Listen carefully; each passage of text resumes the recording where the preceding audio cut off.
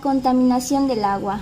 Esta es permanente, abundante y variada, ya que interviene en todos los procesos de transformación agrícolas, mineros, industriales, de uso doméstico. Por lo tanto, como se explicó en la unidad de recursos naturales, el agua es un elemento indispensable y requiere de un cuidado especial dada su importancia. A medida que la humanidad avanza en la urbanización y la industria, el problema de la contaminación se complica, ya que la actividad humana ha transformado en muchos lugares a los ríos y lagos en enormes cloacas cuyas aguas, carentes de oxígeno, no logran mantener la vida debido a su alto contenido de microorganismos patógenos y metales tóxicos como el plomo y el mercurio, que son venenos acumulativos en el tejido de los seres vivos. Ahora bien, la contaminación por residuos químicos inorgánicos, que son muchos los contaminantes químicos vertidos a las fuentes acuíferas desde los inicios de la industrialización, que sin ninguna previsión producen verdaderas tragedias ecológicas. Entre los principales ejemplos de este tipo están diversos envenenamientos por mercurio de los cuales se tienen las noticias, en donde destaca el caso de la bahía de Minamata, Japón, durante el periodo de 1953 a 1961. Ahí se registraron más de 100 casos comprobados de muerte por envenenamiento de un derivado del mercurio, el dimetilmercurio. La desgracia ocurrió por el consumo de pescados y mariscos procedentes de zonas contaminadas con este metal. Por otra parte, en algunas lagunas y lagos se observa la contaminación debido al incremento de nutrientes que por lo general son fosfatos procedentes de detergentes y fertilizantes vertidos en los reservorios de agua. Esto ocasiona el aumento de crecimiento de algas y vegetales macroscópicos. Dichos efectos que son conocidos como eutrofización, y los daños sobre los ecosistemas se producen cuando estos ambientes ya no logran manejar los volúmenes de contaminantes vertidos en los depósitos acuáticos, tanto superficiales como freáticos, que al final terminan diluyéndose en el mar. ¿Qué es la contaminación térmica? Este tipo de contaminación consiste en la elevación de la temperatura del agua, debido a las centrales eléctricas y factorías industriales que utilizan este líquido como refrigerante. La contaminación térmica se origina cuando se desecha en los ríos o lagos un gran volumen de agua caliente. Esto ocasiona la aceleración de los procesos metabólicos de los organismos que las habitan e impone cambios violentos en la vida acuática de este ecosistema. Así resultan afectados la alimentación y la reproducción de los peces. ¿Qué es una plaga? Las plagas son cualquier organismo no deseado que afecte de manera directa o indirectamente a la actividad de los seres humanos, especialmente la agrícola. Uno de los ejemplos de plagas son las pulgas, los piojos, las cucarachas, las moscas, los mosquitos, entre otras. Los plaguicidas, o también conocidos como biocidas, se clasifican en tres: el organismo que aniquila, el grado de toxicidad y su formulación. Ejemplos del organismo que aniquilan serían el insecticida y el herbicida. El insecticida se usa para combatir los insectos que se consideran como plagas. Se divide en tres grandes grupos: el organoclorados, el organofosforados y el carbomatos. El herbicida son sustancias sintéticas usadas para aniquilar hierbas, basados en los efectos que producen en estas. Se puede distinguir de tres tipos de herbicidas: de contacto, sistémicos y esterilizantes del suelo. Los herbicidas de contacto destruyen el follaje de las hierbas e interfieren directamente en la fotosíntesis. El herbicida sistémicos, la hierba muere al no poder obtener nutrientes para su crecimiento. Y en el esterilizante del suelo, la sustancia mata a los microorganismos que viven dentro del suelo. Y ahora, el grado de toxicidad. La toxicidad de una sustancia es la capacidad de provocar daño o lesiones al ponerse en contacto de un organismo. El grado de toxicidad es variante, depende mucho de las características, sustancias y nivel de expansión. Ahora por su fórmula. En la formulación del plaguicida, el principio activo viene del suelo, en sustancias inertes que tienen efecto plaguicidas. En la actualidad se conocen 3 categorías de formulaciones: formulaciones líquidas, sólidas y diversas. Aquí hay unos ejemplos: los organoclorados, que son sintéticas, que tienen al elemento cloro como principal activo; los organofosforados, que son sustancias sintéticas que tienen el elemento fósforo como principal activo; y los carbomatos, que son sustancias sintéticas que persisten en el ambiente tanto días como semanas. Los aspectos negativos del uso de un plaguicida puede ser el desarrollo de resistencia genética por medio de la selección natural y las amenazas de la salud humana. Pero también hay aspectos positivos del uso del plaguicida, como por ejemplo ayudar a aumentar la producción de granos básicos y la conciencia ecológica como lo fabrican.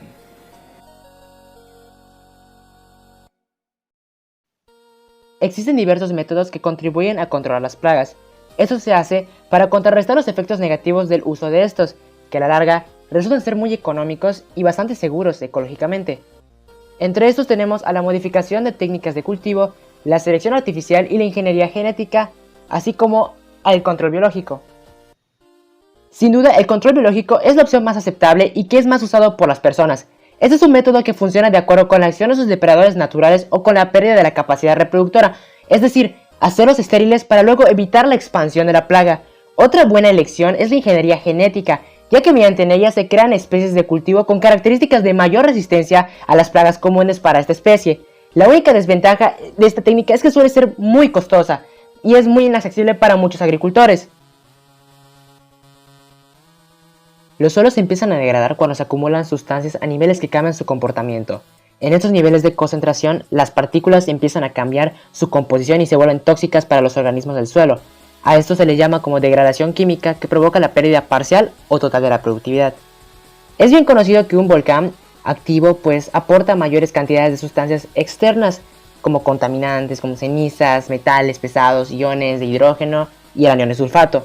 La contaminación más frecuente es la antrópica, que al desarrollarse sin planificación produce un cambio negativo en las propiedades del suelo. En los estudios de contaminación no basta con solo detectar la presencia de contaminación, sino que también es necesario definir los máximos niveles admisibles y además se deben realizar posibles factores que influyen en la respuesta del suelo a los agentes contaminantes, como lo son la vulnerabilidad, el poder de amortiguación, la movilidad, la biodisponibilidad, la persistencia y la carga crítica, ya que esos factores modifican a los denominados umbrales generales de la toxicidad.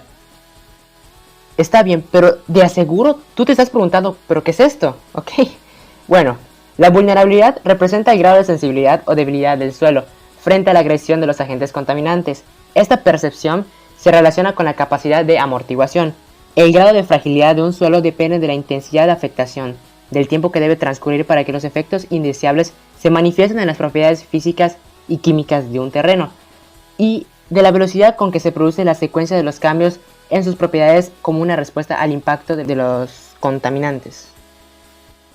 El poder de amortiguación es el conjunto de propiedades físicas, químicas y biológicas del suelo, que lo hacen un sistema clave especialmente importante en los ciclos biogeoquímicos superficiales, en los que actúa como un complejo reactor capaz de realizar funciones de filtración, descomposición, neutralización, inactivación, almacenamiento y etc. Un suelo contaminado es aquel que ha superado su capacidad de amortiguación para una o varias sustancias y como consecuencia pasa de actuar como un sistema protector a ser causa de problemas para el agua, la atmósfera y los organismos. Entre los fenómenos que más afectan al suelo se encuentran las lluvias ácidas, el aumento de los residuos o la basura que se deposita en el suelo, las aguas negras, la actividad agrícola, ganadería y minería. También existe otro fenómeno llamado erosión, que consiste en la remoción y arrastre de las partículas del suelo. A medida que las concentraciones humanas crecen, se generan grandes volúmenes de residuos que se depositan en el suelo. Ecocultura o estrategia de protección del medio ambiente. A medida que las concentraciones urbanas se han desarrollado, los problemas ambientales han aumentado a lo largo del tiempo, debido a los crecientes volúmenes de producción de residuos, así como la basura, y sustancias contaminantes que presionan a los ecosistemas. Esto hace necesario que se desarrollen medidas y tecnología tendientes a contrarrestar y a minimizar los efectos negativos del ambiente. Los residuos sólidos son un gran problema, que tiende a crecer y no hay forma de evitar el impacto ambiental. Lo más razonable es desarrollar mejores técnicas que permitan minimizar, neutralizar sus efectos, al mismo tiempo que favorezcan los mecanismos reguladores y eviten el grado de contaminación que llegue a sobrepasar un punto crítico. No es posible resolver el problema ambiental solo mediante la legislación, las normas y la tecnología, ya que estos factores, aunque son indispensables, resultan inútiles cuando no se aborda el factor principal, que es la modificación cultural. El enfoque de la conciencia pública y la participación ciudadana será el que permita contrarrestar y minimizar el impacto ambiental. La basura en el concepto tradicional sugiere suciedad, falta de higiene, mal olor, entre otras cosas. Sin embargo, para la implantación de un nuevo esquema cultural, el término de residuo es más apropiado que el desecho o basura. El diccionario de la Real Academia Española define residuos como lo que resulta de la descomposición o destrucción de una cosa, parte o porción de que queda de una cosa. Una gran parte de los contaminantes líquidos y gaseosos en realidad son suspensiones de microsólidos. La decantación y el desempolvado de muchos enfrentes líquidos y gaseosos convertirá el problema de la contaminación en una variante de los tratamientos de residuos sólidos. Esta estrecha relación entre los tipos de sustancias contaminantes, gaseosos, líquidos y sólidos pone de manifiesto el grado de correspondencia que existe entre los residuos con los asuntos ecológicos. Muy bien, ahora les hablaré de la recolección selectiva de los residuos. Una parte importante de los residuos sólidos urbanos está constituida por materiales que pueden ser seleccionados con facilidad y constituyen las materias primas recuperables como papel, cartón, vidrio, entre otros. La recolección selectiva se basa con sus propios ciudadanos, los que realizan dicha selección de productos recuperables, al colocarlos en recipientes independientes, pues de este modo es más fácil que la industria reutilice estos materiales como materias primas, ya que es necesario separar los materiales de las bolsas de basura. Estos se encuentran mezclados con materia orgánica que las ensucia y deteriora. El fomento de la industria del reciclado. El reciclado es un proceso que tiene por objeto la recuperación de forma directa o indirecta de los componentes que contienen los residuos urbanos. Este sistema de tratamiento debe lograr los siguientes objetivos: conservación o ahorro de energía, conservación o ahorro de recursos naturales, disminución del volumen de residuos que es necesario eliminar, protección del medio ambiente.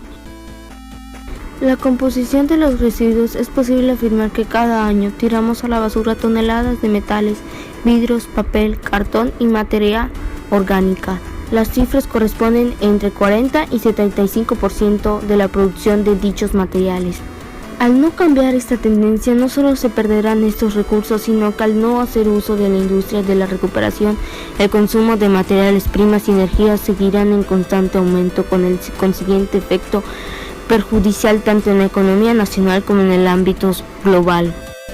¿Cómo lograr una cultura sostenible en el planeta?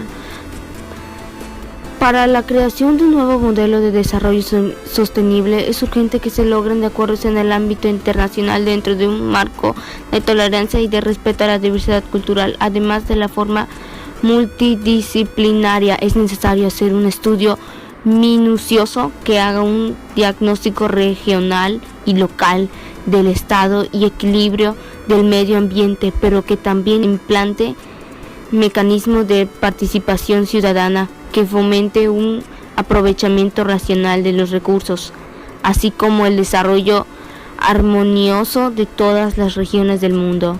Al respecto, se debe presentar un interés especial en aquellas zonas sobreexplotadas, ya que esto permitirá su recuperación ecológica sin dejar a un lado el desarrollo social y económico. Por todo lo anterior, debemos reconocer que no solo México, sino que en todo el mundo el hombre debe asumir una nueva actitud ante los complejos problemas No es posible dar una atención parcial al deterioro ambiental que avanza a paso agigantados. La humanidad, a pesar de la experiencia adquirida a lo largo de la historia, la globalización económica y la política, se necesita de manera urgente hacer ajustes sociales y culturales que promuevan un nuevo rumbo hacia el proceso de la raza humana, el cual armonizará su estilo de vida con el medio ambiente, pero solo en el caso de que como especie y como sociedad se requiera sobrevivir.